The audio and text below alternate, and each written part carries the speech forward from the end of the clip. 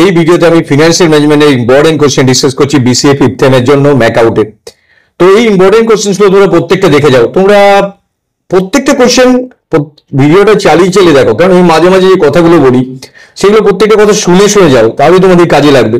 অনেক আছে just skip করে ইম্পর্টেন্ট কোশ্চেন দেখে বেরিয়ে, আরে সময় দাও, সাবজেক্টগুলোকে ভালোবাসো, যেটা তুমি দেখছো সেটাকে ভালো করে রিয়েলাইজ করো, তাহলে তুমি সাবজেক্টটা আরো বেটার পরীক্ষা লিখতে পারো। দেখো এই সাবজেক্টটা খুবই তোমাদের জন্য একটা critical subject, but interesting. Theory আর ম্যাথ মিলিয়ে সাবজেক্টটা, তো থিওরি পার্টগুলো আমি প্রথমে দিয়ে দিয়েছি। সো তার মধ্যে ডেফিনেটলি এই সবকটাই পাবে এবং প্রত্যেকটা সলিউশন আমি আগামী দিনে নিয়ে আসবো। এবং ম্যাথমেটিক্যাল প্রবলেমগুলো যেগুলো দিয়েছি সেগুলো প্রত্যেকটা বিভিন্ন ধরনের ম্যাথমেটিক্যাল প্রবলেম দেখে যাও। তো প্রত্যেকটা ম্যাথমেটিক্যাল প্রবলেম আসার চান্স আছে তোমাদের এক্সাম হলে। তো আমার যারা মেম্বারশিপ হতে চাও আমার চ্যানেলে, তারা প্রত্যেকটা নোট তোমরা পেতে পারো একটা মেম্বারশিপ অপশনেই।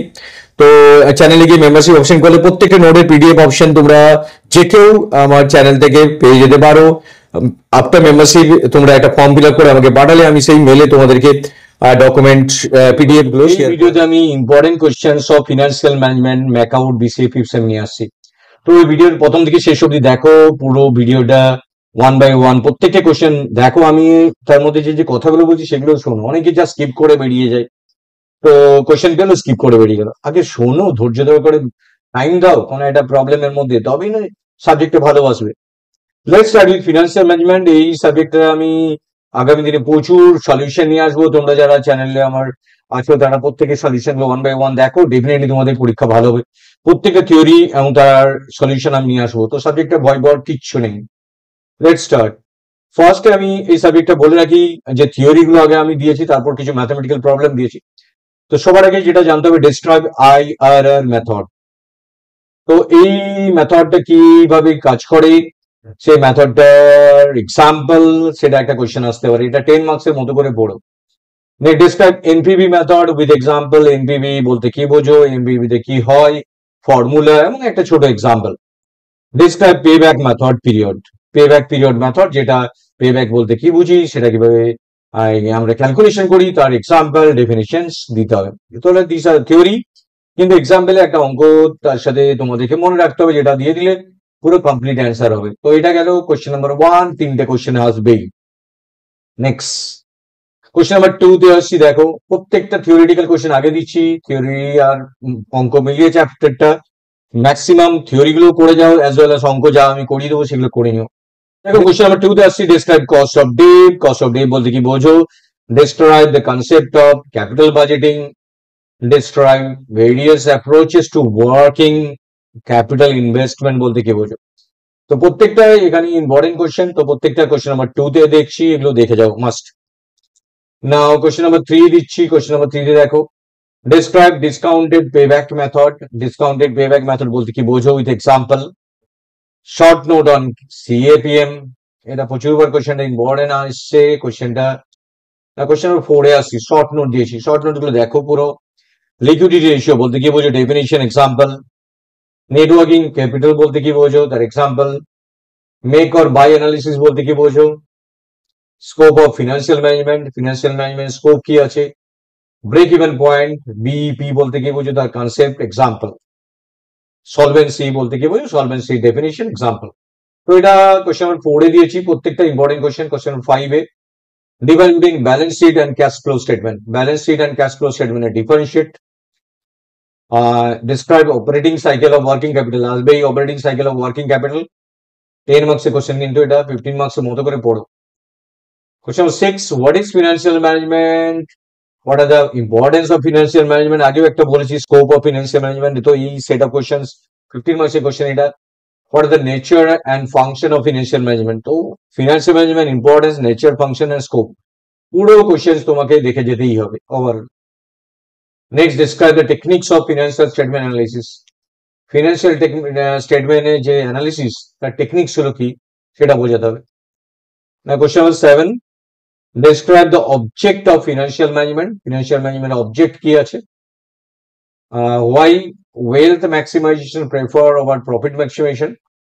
এটা কিন্তু থিওরিটিক্যাল কোশ্চেন, যে ওয়েলথ ম্যাক্সিমাইজেশন কেন প্রেফার করা হয় ওভার প্রফিট ম্যাক্সিমাইজেশন উপর, তার রিজন কি কি। তো এটা 10 মার্কসের মতো করে পড়ো। What is risk, define risk management, different types of investment risk.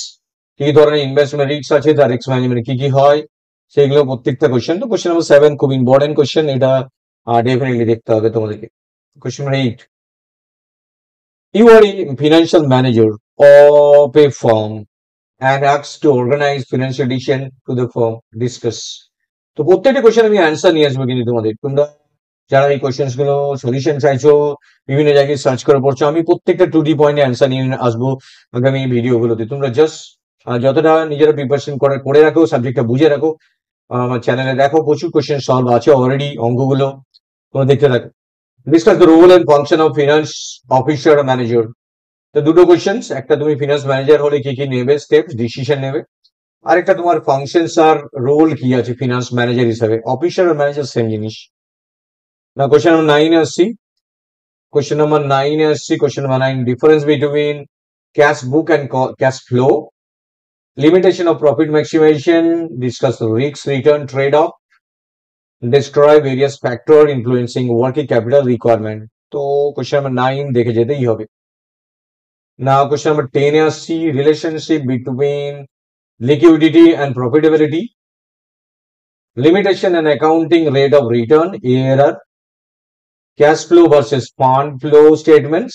তো দেখো প্রত্যেকটা কোশ্চেন কিন্তু এখানে আমি 1 বাই থিওরিটিক্যালি গুছিয়ে দিয়েছি তোমাদের। Question number 11, types of financial statement বলতে কি বোঝো, শর্ট টার্ম ফিনান্স বলতে কি বোঝো, invest in cash flow versus invest financial cash flow statement versus cash account. Question number 12 আসছি, profit maximisation versus wealth maximisation, আসবেই কোশ্চেনটা must. Describe different financial decision গুলো কি আছে, এনপিভি ভার্সেস আইআরআর। অঙ্ক যেরকম দেখছো, থিওরি দেখছো, তার সাথে ডিফারেন্সটা দেখো। Describe different types of working capital. তো ওয়ার্কিং ক্যাপিটাল রিলেটেড আমি অনেকগুলো কোশ্চেন দিয়েছি, প্রত্যেকটা কোশ্চেন দেখে যেতে হবে। কোশ্চেন নাম্বার 13 আসছি, describe MM hypothesis without tax, with tax, explain net income approach NI and net operating income approach NOI. Now question number 15 আসছি, question number 15, describe the concept and computation of time value of money. Time value of money বলতে কি বোঝো, এটা একটা খুব important question, এবার লাগছে আমার আসবেই। explain discounted cash flow, DCF and non-DCF methods of investment appraisal. question number 14 মাস দেখো, এটা কিন্তু এবার ইম্পর্টেন্ট, আমার সেন্স বলে এটা আসতে পারে, ডেফিনেট ইম্পর্টেন্ট কোশ্চেন মধ্যে পড়ে, ইম্পর্টেন্ট মানে প্রবাবল। কোশ্চেন নাম্বার 15 এ আসছি, explain computation and inference of degree of operating leverage, financial leverage and a combined leverage. না অঙ্কেতে আসছে, এবার আমি থিওরি গুলো কভার আপ হয়ে গেছে, থিওরি যা দিয়েছি দেখো এগুলো সবই সবকটা অঙ্ক তোমরা পারবে। এবার অঙ্কে দিয়েছি দেখো, এই অঙ্কগুলো কিন্তু প্রত্যেকটাই তোমাদের সলভ করে, এগুলো আমার মনে হচ্ছে এই ধরনের অঙ্কগুলো আসতে পারে। যেমন প্রথম অঙ্কটা দেখো, ব্যালেন্স শিটের উপর অঙ্কটা আছে, সেখান থেকে ফাইন্ড ফ্লো স্টেটমেন্ট দিতে বলেছেন অ্যান্ড ওয়ার্কিং ক্যাপিটাল চেঞ্জেস গুলো দিতে বলেছে, পিস অফ ল্যান্ড সোল্ড হওয়ার পর এই দুটো জিনিসকে তোমাকে বার করতে হবে। ডেপ্রিসিয়েশন বাড়াতে দিয়েছে, ডিভিডেন্ড, তো আলাদা আলাদা করে প্রত্যেকটা পার্ট আছে কোশ্চেনের মধ্যে, তো এটা একটা 10 মার্কসের কোশ্চেন, তো এই ধরনের অঙ্ক আসার চান্স থাকে। লায়াবিলিটিস এন্ড অ্যাসেট দিয়ে ফর্মুলা করে এগুলো করতে হবে, তো এই অঙ্কটা আমি সলভ করে দেবো কামিং ভিডিওতে। নেক্সট ওইদিকে দেখা একটা কোশ্চেন দিয়েছে, payback method, accounting rate of return, এনপিভির উপরে এই কোশ্চেনটা, মেশিন 1 মেশিন 2 এর উপর। তো আমি যে ধরনের কোশ্চেন দিচ্ছি সেই ধরনের কোশ্চেন তোমরা কিন্তু ডেফিনেটলি দেখে যাবে, কারণ আমার এক্সপিরিয়েন্স থেকে থট করে যেগুলো দিচ্ছি সেগুলো ধরনের কোশ্চেন তোমাদের দিতে পারে। দেখো এনপিভি পেব্যাক এর উপর একটা পুরো অঙ্ক দিয়ে দিল ধরো 15 নম্বরে। ব্যালেন্স শিটের উপর অঙ্ক দিয়েছে, দেখো যেখানে current ratio, liquidity ratio, GP ratio, NP ratio এগুলো ক্যালকুলেট করতে হবে একটা অঙ্কের উপর। তো এটা একদমই 15 মার্কসের একটা কোশ্চেন, 10টা টার্ম দিয়েছে, এই টার্মটা আমার মানে একদমই কোশ্চেন 3টা একদম প্রত্যেকটা দেখতেই হবে, যদি একদমই ডিটো পেয়ে যাও তাহলে তো ব্ল্যাক হয়ে গেল, আর যদি না পাও তাহলে অ্যাটলিস্ট কমন তো এই ধরনের কোশ্চেনই আসবে। কোশ্চেন 16, কোশ্চেন 17 দিয়েছি, দেখো এখানে একটা হেলথ লিমিটেড কোম্পানি আছে যেখানে ইনভেস্টমেন্ট করেছে, যেখানে average rate of return NPV বার করতে বলেছে। আর একটা কোশ্চেন দিয়েছি যেখানে ইনফরমেশন এবং ওয়ার্কিং ক্যাপিটাল আর রিকোয়ারমেন্টটা তোমাকে ক্যালকুলেট করতে হবে। তো এইগুলো 15 মার্কসের কোশ্চেন প্রত্যেকটাই। নাও কোশ্চেন নাম্বার দেখো আমি 18 দিয়েছি, এখানে একটা কোম্পানি পে ট্যাক্স দিয়েছে, সেখানে debenture cost of capital calculate করতে বলছে, এবং আরেকটা কোম্পানি দিয়েছে যেখানে এআরআর ডিটারমাইন করতে বলছে, মেশিন এ মেশিন বি। তো এই ধরনের প্রবলেম আমার একটা সলভ করা আছে ইয়ারের কোশ্চেনে, আমার চ্যানেলে পেয়ে যাবে। এখানে দেখো একটা কোশ্চেন দিয়েছি যে এটা ক্যাশ ফ্লো স্টেটমেন্ট বার করতে বলেছে, লায়াবিলিটিস অ্যাসেট দিয়ে দিয়েছে দুদিকে এবং ক্যাশ ফ্লো স্টেটমেন্টটা তোমাকে ক্যালকুলেট করতে হবে। আর একটা অঙ্ক দিয়েছে কোশ্চেন 10 WSCC, নর্মালি এই ধরনের কোশ্চেন আসেনি কোনোবারে, বাট এই কোশ্চেনটা অ্যাটলিস্ট দেখে যাও। অন্য কোশ্চেন আমি বলছি না, বাট এই কোশ্চেনটা 15 মার্কস অ্যাজাম্পশনের উপর তোমাদের কোশ্চেন আছে সিলেবাসে, যেহেতু এই কোশ্চেনটা পার্টিকুলারলি দেখে যাবে। আর 3, 4, 9, 10 এই কটা কোশ্চেন আমি ডেফিনেটলি আমার মনে হচ্ছে এগুলো খুব ইম্পর্টেন্ট। আরো কয়েকটা অঙ্ক দিলে এগুলোর মধ্যে থেকে পেয়ে যাবে। দেখো এখানে একটা কোশ্চেন দিয়েছে এনপিভি, কোশ্চেন নাম্বার এখানে দেখো এই কোশ্চেনটা এনপিভি প্রবাবিলিটি ইন্ডেক্স পেব্যাক এর উপর কোশ্চেন এনি হাউ দেবেই দেবে। এই কোশ্চেনটা দিয়েছে, সেখান থেকে এটা ক্যালকুলেট করতে হবে। আর এটা কোশ্চেন দিয়েছে ওখানে দেখো এইদিকে কোশ্চেন এলিমেন্ট কস্ট র মেটেরিয়াল উপর দিয়ে এগুলো দিয়ে এটা ক্যালকুলেট করতে বলেছে পুরো অঙ্কর বেসের এক একটা ছোট ছোট পার্ট দিয়েছে। আর লাস্টে কস্ট অফ ডেপ্ট একটা ক্যালকুলেট করে দিয়েছে। তারপর market values show your working. তো দিস আর দ্য কোশ্চেন যেগুলো আমি ভেবেছি এই ধরনের কোশ্চেন আসতে পারে। থিওরিতে যা দিয়েছি এর বাইরে একটা কোশ্চেন আসার চান্স নেই, কোনোভাবেই আসার চান্স নেই। ম্যাথ গুলো যদি কমন পাও তাহলে এর মধ্যে পেয়ে যাবে।